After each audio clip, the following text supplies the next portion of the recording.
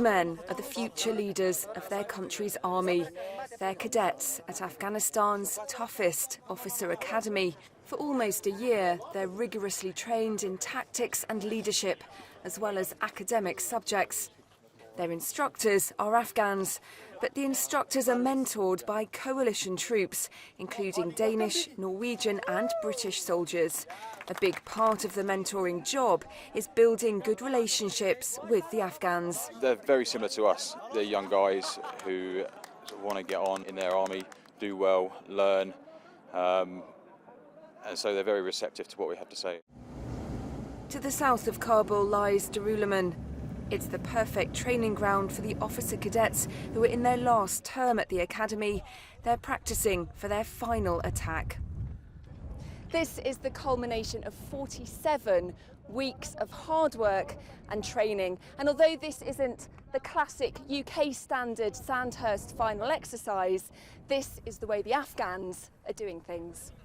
The attack is going to be on the enemy position in those buildings over there at the end of the valley. Captain Javid Joel has mentored the instructors throughout the exercise. Well, my mentee has his timetable for the week or for the month, and we sit down and we go through the timetable and we identify the individual lessons where he feels that he needs a little bit of help or a little bit of background contextual information so he can then deliver the lesson to his cadets. So we'll do that, we'll sit down, we'll make a few notes, he'll come up with his ideas, I'll steer him whether they're good ideas or bad ideas, but ultimately it's his lesson.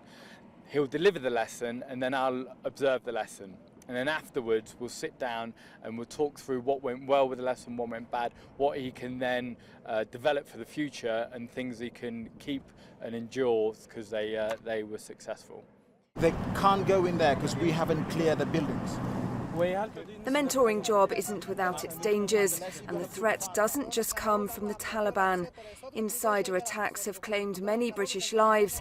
Now the mentors work under the watchful eye of a close protection team known as Guardian Angels. Soldiers from 1 Royal Anglian are responsible for this wall of steel, ensuring their colleagues can work in safety. So we're here just to provide that protection, to enable them to mentor without having to worry about their own personal safety, because we will do that for them.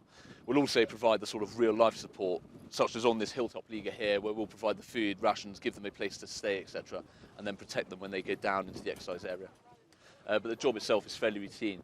But to be honest, the fact it's routine shows that the security here is getting better, that the situation is more stable, and if it was more interesting, then it would mean that the mentors wouldn't be able to do their job as effectively. We are deliberately slightly overt. The guys go down there dressed in sort of full body armour, helmets, etc. That is to sort of make a statement, show a presence that we are there and that we will provide protections. Not just for us either, that we will protect the Afghans who are there as well. Force protection for the mentors is being provided by soldiers from 1 Royal Anglian, and their numbers are being boosted by soldiers from the Australian Defence Force and also a fully formed unit of reservists. They work closely with the regular soldiers in fully integrated teams. Corporal Jason Hughes is an account manager back home. Out here, he's responsible for people's lives.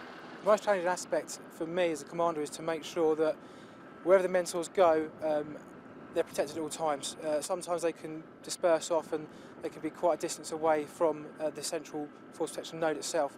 So to try and make sure that the Guardian Angels are with them at all times and to make sure that we're keep line of sight with them is quite a challenge. So the difficulty is to track them. Together, the mentors and those who protect them are making a difference to the future of the Afghan National Army.